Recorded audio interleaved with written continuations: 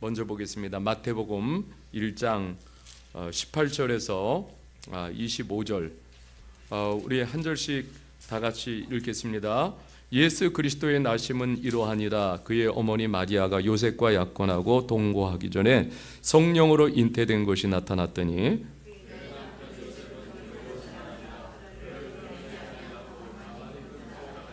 이 일을 생각할 때 주의 사자가 현몽하여 이르되 다윗의 자손 요셉아 내 아내 마리아 데려오기를 무서워하지 말라. 그에게 잉태된 자는 성령으로 된 것이라.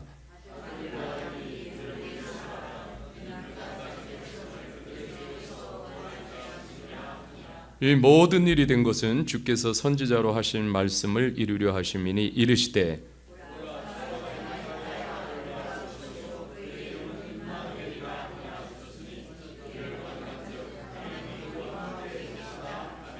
요셉이 잠에서 깨어 일어나 주의 사자의 분부대로 행하여 그의 아내를 데려왔으나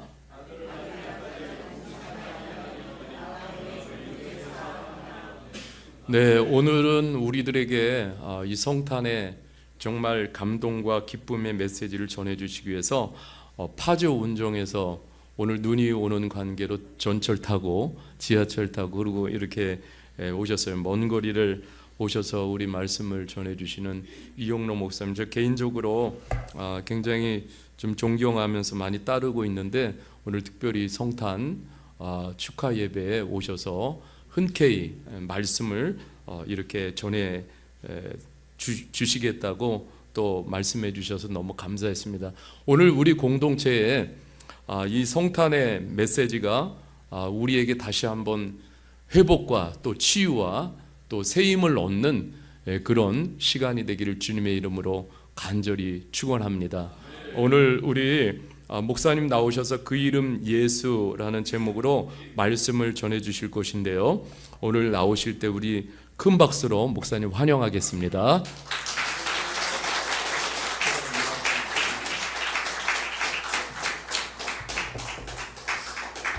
평안하셨죠? 저는 미얀마에 몇 번 갔었는데 제일 그리운 곳이 인내호수입니다. 지금도 다시 가라고 그러면 인내호수는 꼭 다시 한번 가봤으면 좋겠다 할 만큼 아주 인상 깊었고 감동적이었던 장소였습니다. 제가 미얀마를 이렇게 빨리 올 줄 몰랐어요. 1시간밖에 안 걸리네요. 눈이 오는데도 1시간에 미얀마까지 왔는데 미얀마 가야만 볼 수 있는 형제자매들 오늘 여자에서 함께 볼 수 있어서 감사드리고 이들과 함께하는 또 한국 회중들도 환영을 하고 기쁨으로 맞이할 수 있어서 감사합니다. 성탄절마다 이제 우리는 성탄 축하합니다라고 인사하는데 영어로 하면 메리 크리스마스잖아요. 미얀마로는 뭐라고 그래요? 제가 잘 따라서는 편인지 못 따라가겠는데요. 이게 한국 사람들은 성탄 축하합니다. 그리고 미얀마 분들은 지금처럼 인사. 그래서 다시 한번 하겠습니다. 메리 크리스마스. 예수님이 이 땅에 왜 오셨을까? 하나님께서는 예수님을 이 땅에 왜 보내셨을까? 왜에 대한 질문을 해야 되고 그래야만 깊이 있게 성탄의 메시지를 받을 수가 있습니다. 소리가 좀 울리네요. 여기서 우리가 굉장히 중요한 사실 한 가지는 신학자 한 사람이 있었는데 그 신학자가 이렇게 말을 했습니다. 인간에게 가장 필요한 것이 무엇인가? 여러분이 가장 필요한 것이 무엇인가요? 만약 인간의 사람에게 가장 필요한 것이 지식이었다고 하면 하나님은 이 세상을 이처럼 사랑하셔서 선생님, 교사를 보내주실 거다. 만약 우리가 살아가는 데 있어서 가장 필요한 것이 물질, 재물, 돈이라고 하면 하나님은 이 세상을 이처럼 사랑하셔서 사업가를 보내주실 거다. 만약 우리가 살아가는 데 있어서 가장 필요한 것이 즐거움이라고 하면 하나님은 우리를 이처럼 사랑하셔서 연예인을 보내주실 거다. 그런데 우리가 살아가는 데 있어서 가장 필요한 것, 돈도 필요하고 즐거움도 필요하고 지식도 필요하고 권력도 다 필요한 건 맞아요. 그러나 가장 필요한 것은 그것이 아니라 구원자예요. 우리를 죄에서 구원하는 이 구원이 필요해요.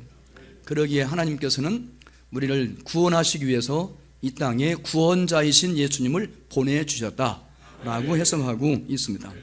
예수님은 우리의 구원자로 이 땅에 오셨다는 거죠. 하나님께서는 우리가 죄 가운데 있을 때 죄의 지배 아래, 죄의 세력 아래, 죄의 권세 아래, 죄를 지으면 또 죄를 짓고 또 죄를 짓는 이 악순환 가운데 불행과 고통 속에 있을 때 우리를 그 죄에서 건져내는 것이 가장 필요하기 때문에 하나님이 이 땅에 구원자로 예수님을 보내주셨다라고 말씀하고 있습니다. 예수님께 탄생하실 때 요셉은 결혼을 하기 위해서 약혼만 해놓고 정혼해놓고 아직 결혼하지 않았어요. 그런데 자기 약혼자가 정혼녀가 마리아가 임신했다는 거예요. 깜짝 놀랐습니다. 아니 어떻게 내가 가까이 한 적이 없는데 아직 결혼을 안 했는데 어떻게 해서 아이를 가졌지? 임신을 했지? 이렇게 두려워하고 있었어요. 그리고 내가 이걸 소문내면 마리아가 돌에 맞아 죽을 수 있으니까 내가 조용히 숨기고 끊어야 되겠다라고 하고 있을 때 하나님의 사자, 주의 사자, 천사가 마리아에게 왔습니다. 요셉에게 왔습니다. 요셉에게 이렇게 말하지요. 오늘 말씀 중에 21절 말씀 같이 한번 읽겠습니다.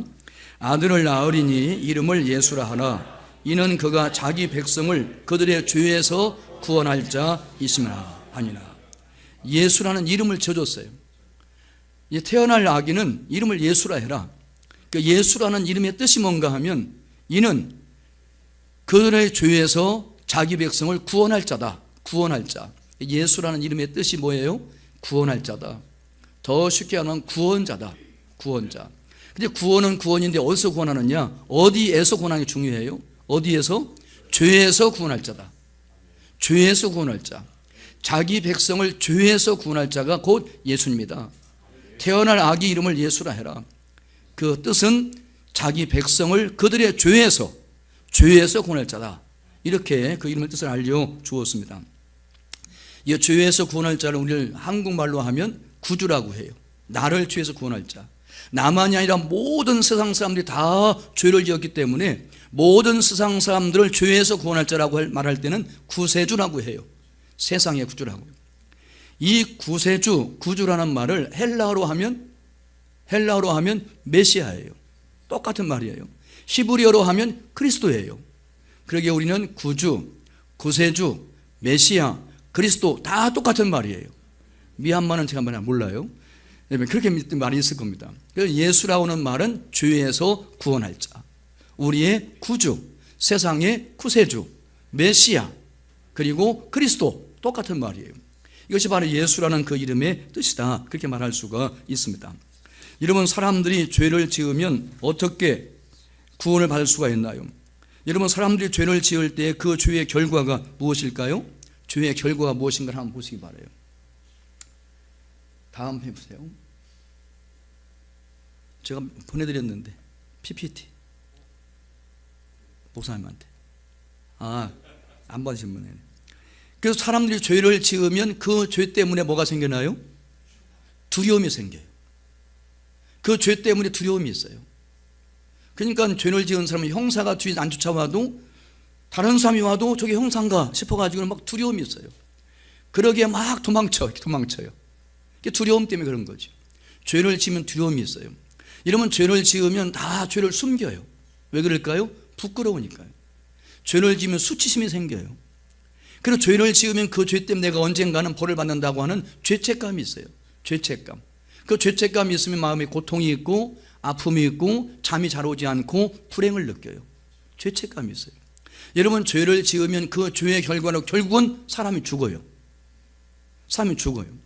그냥 죄의 싹은 사망이에요. 죄 때문에 사망이 온 거예요. 늙어 죽는 게 아니에요. 교통사 죽는 게 아니에요. 사실상 근본적으로 사람은 왜 죽느냐? 죄 때문에 죽는 겁니다. 죄의 싹은 사망이에요. 여러분, 죄를 지으면 죽는 걸로 끝나지 않아요. 죄를 지고 죽으면 심판이 있습니다. 하나님의 심판이 있어요.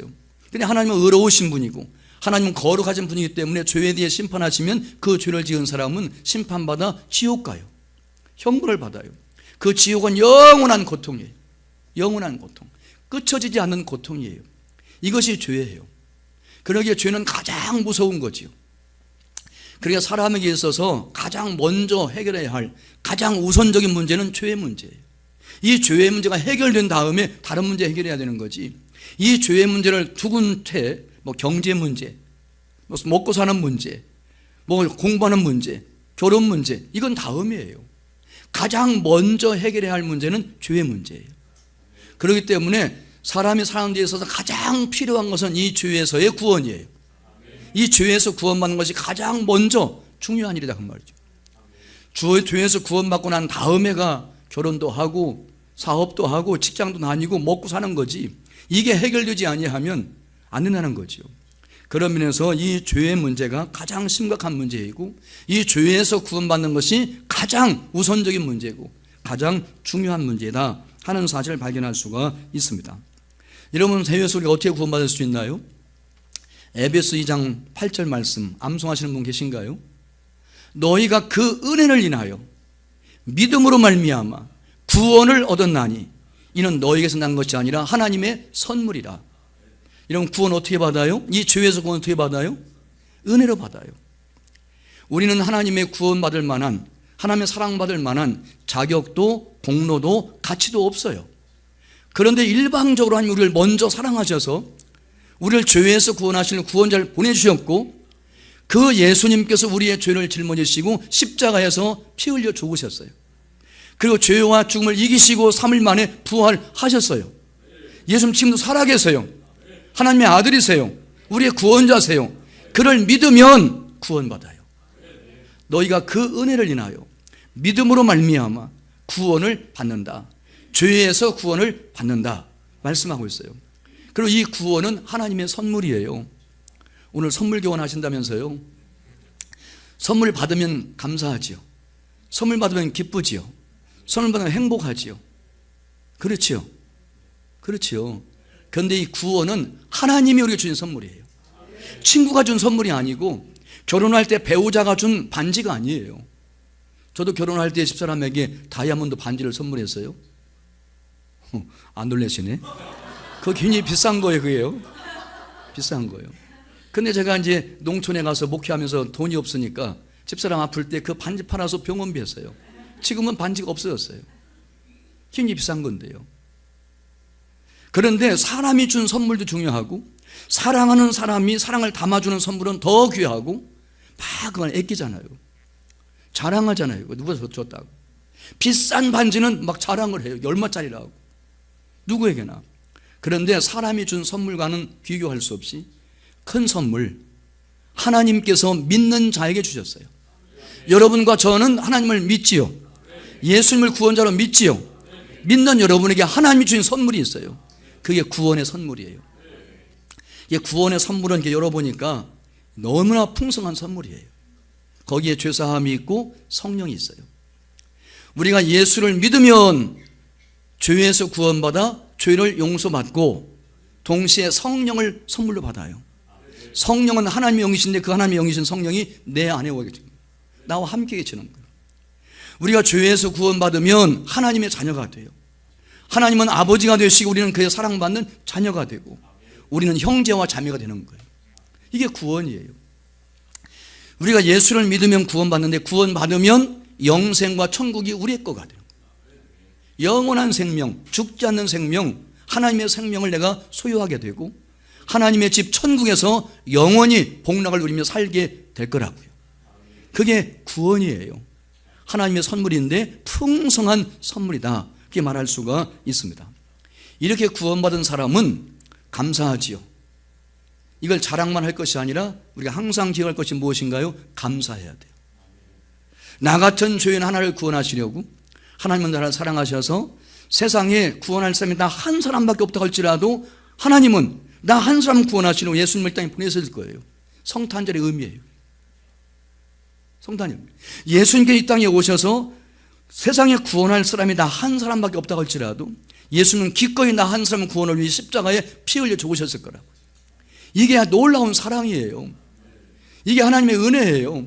이 은혜를 인하여 우리가 믿기만 하면 구원을 받습니다. 죄에서 구원 받아요.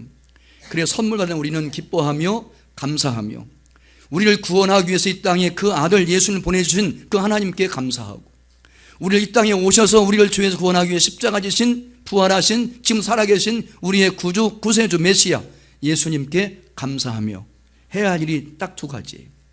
첫 번째는 예배예요. 예배예요. 여러분, 크리스마스라는 말이 두 말이 합쳐진 거 아시지요? 크리스마스 할 때는 크리스트는 크리스토스, 크라이스트, 그리스도, 구세주, 메시아, 뒤에 맞서는 예배. 성탄절의 가장 중요한 의미는 예수님께 예배하고 경배하고 찬양하는 거예요. 장로님의 기도로 또 미얀마 형제자매들의 찬양으로 드라마로 이미 예배하고 있는데 말씀을 듣는 것도 예배예요. 이 성탄절에 해야 할 가장 중요한 일은 크리스마스, 그리스도에게 예배. 우리의 구원자, 우리의 구주 예수님께 예배하고 찬양하고 경배하고 기뻐하고 즐거워하고 감사하는 것. 이게 성탄절의 가장 깊은 의미예요. 예수를 믿지 않는 사람들은 막 밤새고 노래하고 술 먹고 잔치하고 주인공도 없이 크리스마스라고요. 아무런 의미가 없어요. 아무런 의미가 없어요. 예배. 또 한 가지, 정말 예수님을 구원자로 믿음으로 내가 구원받았다고 하면 꼭 해야 할 두 번째는 뭔가 하면 전도예요. 여러분, 성탄의 계절은 전도하는 계절이에요. 예수님이 구원자로 이 땅에 오셨다는 소식을 맨 처음에 천사들이 누구에게 전했나요? 목자들에게요. 들에서 밤새건 자지 못하고 추운데 양을 지키는 목자들에게 하늘의 천사가 예수님 탄생할 때 그 기쁜 소리를 먼저 전했어요. 너희를 위해 구주가 나셨다. 이 예수님이 이 땅에 탄생한 소식은 큰 소식이다. 위대한 소식이다. 기쁜 소식이다. 슬픈 소식이 아니다. 나쁜 소식이 아니야. 좋은 소식이야. 큰 기쁨의 좋은 소식, 한마디로 뭐라고 그러나요? 복음이라고 해요. 이 복음의 주인공은 예수 그리스도예요. 아직도 예수 그리스도에 대한 소식을 못 들은 사람들, 듣지 못했기에 믿지 못하는 사람들, 믿지 못하기에 구원받지 못한 사람들, 우리의 사랑하는 사람들, 가족들, 이웃들, 친구들에게 가서 막 전해야 돼요. 천사처럼 당신을 위해서 예수 이 땅에 오셨다. 너도 예수 믿으면 구원받는다. 죄사함 받는다. 하나님 자녀 된다. 영생과 천국을 소유하게 된다. 이 기쁜 소식 너 듣고 예수 믿어라. 막 다름질 치야 돼요. 제가 오늘 여기 눈 오는 날인데도 불구하고 우리가 빠른 게 올 수 있었던 비결은 이 소식 전하고 싶어서요. 우리 미얀마 실로암 교회의 성도들 다 이미 들었지만 다시 한번 분명히 똑똑하게 명명백백하게 예수 이 땅에 왜 오셨는지 이 큰 소식, 기쁜 소식, 좋은 소식을 막 전하고 싶어서 한 걸음에 왔어요. 우리가 오늘 끝난 다음에 신방도 가시고 또 오후에 시간이 되시면 여러분의 친구들, 직장 동료들 한 사람을 찾아가서 이 성탄의 기쁜 소식을 전하는 날, 그게 성탄절의 의미예요. 여러분, 2차 세대전이 일어났을 때 일본군이 괌을 점령했어요. 괌 섬이에요. 괌 섬을 점령했는데 2차 세계대전이 막 한참 전쟁 발발할 때 그 섬에 투입된 일본 군인이 하나 있었어요. 일본 군인이. 근데 이 군인이 막 싸우고 전쟁하다가 쫓기고 쫓겨가지고 밀림 속에 들어갔습니다. 밀림 속에 막 도망치다 보니까 동굴이 하나 있는 거예요. 동굴이, 굴이. 그게 굴 속에 들어갔어요. 아무도 쫓아오지 않아요. 그 굴 속에서 사는 거예요. 두려워서 나가지를 못해요. 나가면 총에만 죽을까 봐. 그런데 얼마 지나지 않아서 세계 2차 대전이 끝났어요. 전쟁이 끝났어요. 그럼 손 들고 나오면 되는 거예요. 그런데 이 동굴 속에 사는 이 일본 군인은 소식을 못 들은 거예요. 전쟁이 끝났는지 전해주는 사람이 아무도 없어요. 이게 혼자서 두려움에 떨면서 동굴 속이 얼마나 추워요. 얼마나 습해요. 먹을 것도 없어요. 그냥 가만 나와가서 동굴 밖에서 과일 따먹고 풀 뜯어먹고 아주 근근히 생명을 유지하고 살았어요. 오랜 세월 동안요. 오랜 세월이 지난 뒤에서 동굴 속에 살고 있는 그 일본 군인을 발견이 된 거예요. 전쟁이 끝난 지가 오래됐는데 말이에요. 동굴에 놓여서 산 거죠. 우리가 이 예수님의 탄생의 기쁜 소식을 전하지 않으면 우리의 이웃과 일가 친척과 가족들과 친구들은 죄의 동굴에 사는 거예요. 죄의 동굴에. 그러게 이 소식을 듣지 못하면 죄의 동굴에 어떤 사람은 10년, 20년 평생을 사는 사람이 있어요. 그들의 책임이 아니에요. 우리의 책임이에요.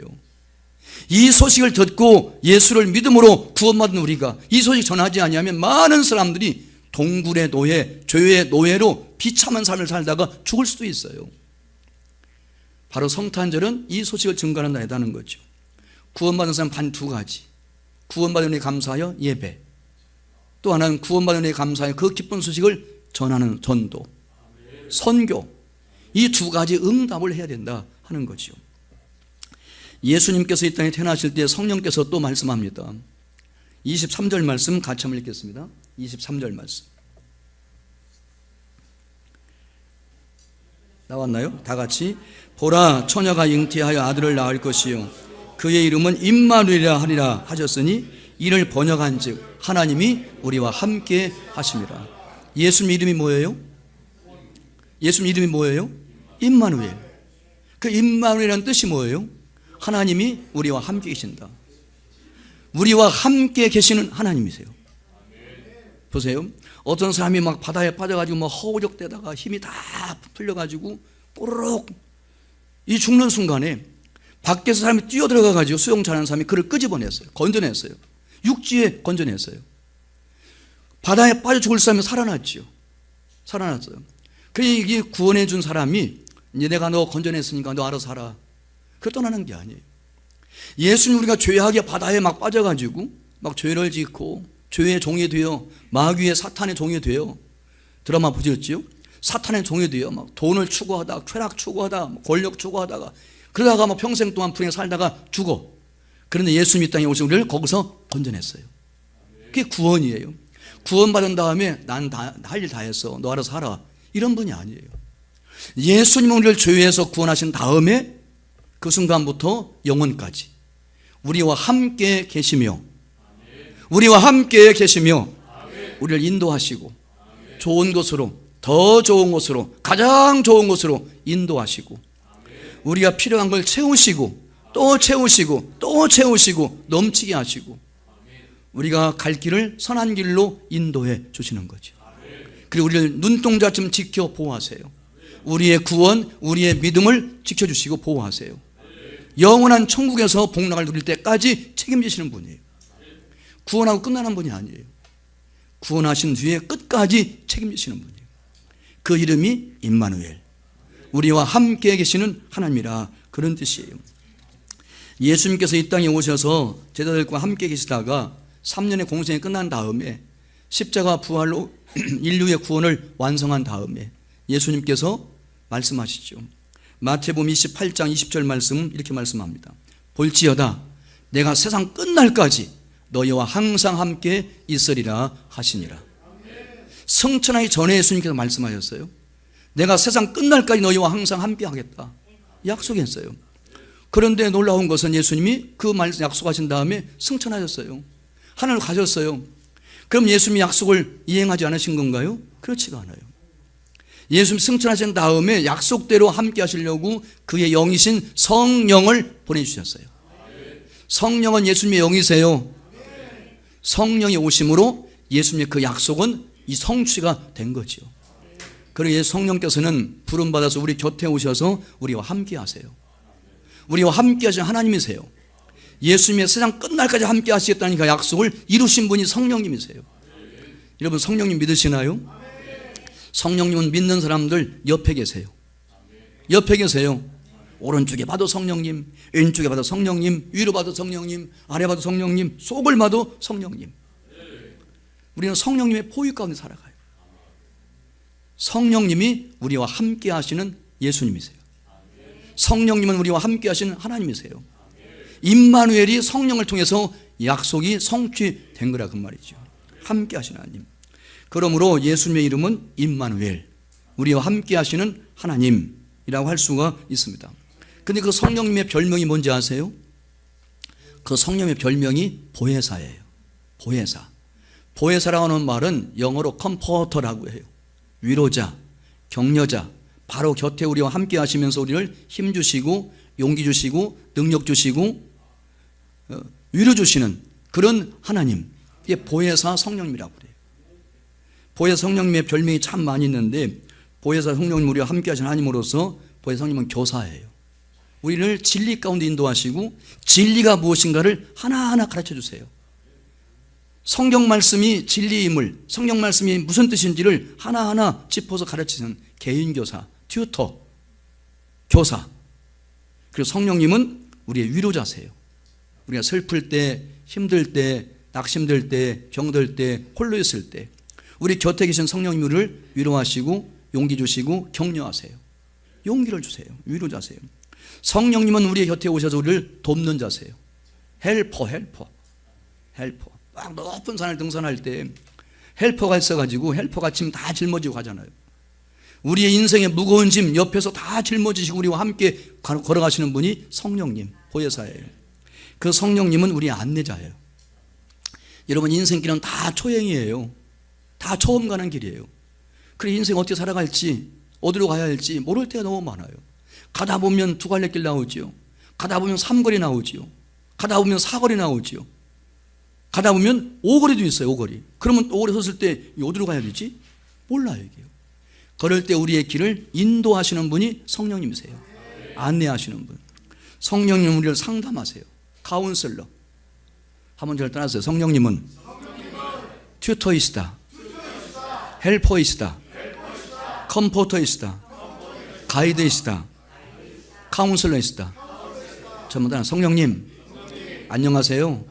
성령님이 인격적인 하나님이세요. 지정의가 있는 인격적인 하나님, 우리가 함께 하신 하나님, 성령님. 그 성령님 그렇게 인사할 수 있잖아요. 다시 한번 성령님 안녕하세요. 성령님 사랑합니다. 성령님 도와주세요. 성령님 인도해 주세요. 성령님 위로해 주세요. 성령님 가르쳐 주세요. 성령님 상담해 주세요. 언제나 우리는 성령님과 이렇게 얘기할 수 있어요. 아침에 자고 일어나면 성령님 오늘 또 함께 하셔서 감사합니다. 오늘 하루 걸어갈 길을 인도해 주셔서 내가 어떻게 해야 할지 모를 때 상담해 주세요. 나에게 성경 말씀을 읽고 묵상할 때 진리 가운데 날 인도하셔서 가르쳐 주세요. 내가 힘들 때마다 위로해 주세요. 이렇게 하루를 시작할 수가 있어요. 그럼 하루하루 순간순간 하나님과 동행하며 임마누엘 주신 하나님과 함께 살 수가 있다 그 말이죠. 하나님과 함께 사는 사람은 또 하나의 책임이 있어요. 예수님께서 내가 세상 끝날까지 너희와 항상 함께 하겠다. 우리와 함께 계시는 예수님 임마누엘, 그의 영을 보내서 우리가 지금도 함께 하시는 보혜사 성령님과 하루하루 순간순간 동행하는 사람, 함께하는 사람에게는 또 하나의 의무가 있다고. 하나님 예수님이 우리를 위해 찾아오신 것처럼 우리들도 성령님과 함께하면서 또한 이웃을 찾아가야 돼요. 소외된 이웃, 병든 이웃, 가난한 이웃, 외로운 이웃, 홀로 어찌할 바를 모르고 당황하는 이웃, 그런 이웃을 찾아가서 그들과 함께하며 그들을 위로해주고 격려해주고 힘을 주고 용기를 해주고 사랑하고 치유하고 회복하는 이런 삶을 살아야 돼요. 예수님이 우리와 함께하기 위해 이 땅에 오셨고 우리의 구원을 이루시고 그의 영이 성령 보내셔서 지금도 우리와 함께 하시는 것처럼, 찾아오셔서 우리와 함께 하시는 것처럼 우리도 그런 삶을 찾아가서 함께 해줘야 돼요. 그게 임마누엘 신앙 가진 사람들의 삶의 자세예요. 그 삶의 모습이에요. 성경 말씀 전체를 보면 우리가 찾아가서 함께 할 사람이 누구냐? 가장 많이 언급된 사람이 가난한 자예요. 가난한 자. 그 다음에 고아예요. 돌볼 부모가 없는 고아들. 그 다음에 과부예요. 구약시대 때는 연약한 사람의 대표가 과부예요. 결혼했는데 남편이 먼저 세상 떠났어요. 보호자가 없어요. 울타리가 없어요. 돕는 자가 없어요. 연약한 자의 상징이에요. 과부, 홀로 된 사람. 그 다음에 나그네. 나그네 외국인이에요. 외국인들. 다른 나라에서 먹고 살려고 온 사람들. 이스라엘에. 이게 나그네예요. 객이에요. 객이라고도 하고 나그네라고 해요. 예, 하나님 말씀하세요. 너희도 전에는 나그네였어. 애굽 땅에 너는 종살이하며 나그네 남의 나라 살았잖아. 그런데 너희가 너희 땅에 지금 와서 살고 있는 외국인들 나그네들을 풀어잡으면 안 돼. 너희들 과거 생각하며 그들 잘 돌봐야 돼. 나그네. 신약 성경 말씀 보면 굶주린 사람, 목마른 사람, 병든 사람, 옥에 갇힌 사람, 헐벗은 사람, 이런 사람들이 사회적 약자예요.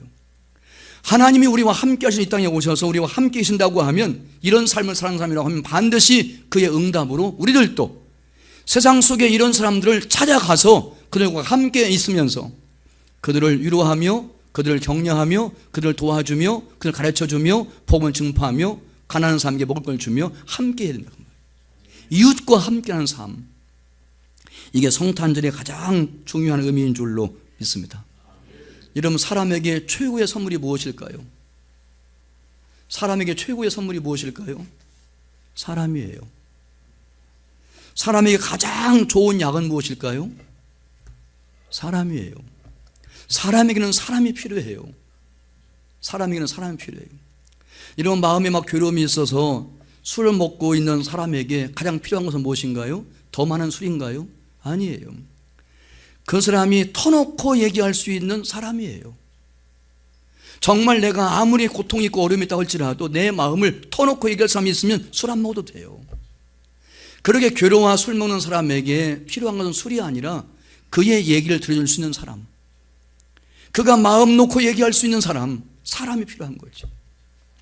여러분, 비가 올 때 걸어가는 사람에게 필요한 것이 우산인가요? 비가 올 때 걸어가는 사람에게 필요한 것은 우산이 아니라 그 우산을 쓰고 함께 걸어갈 사람이에요. 사람. 그러기에 사람이 사람에게 필요합니다. 그러기에 우리는 우리 주위를 한번 돌려봐야 돼요. 주위를 쭉 동서남북 좀 가까이서 멀리까지 바라보면 정말 우리가 약이 될 수 있는 사람이 있어요. 내가 한번 찾아가면, 내가 한번 전화하면, 내가 그에게 들어주면 그의 마음의 병이 치유되고 회복될 수 있는 사람이 있어요. 사람에게 가장 좋은 약은 사람이에요. 사람에게 가장 필요한 건 사람이에요. 주님께서 우리와 함께 하시는 삶을 사는 사람이라고 하면 우리들도 그 사랑 가지고 우리 주위를 돌아보고 그를 찾아가서 그를 사랑하며 함께 할 때에 놀라운 치유와 회복과 구원의 역사가 일어날 줄로 믿습니다.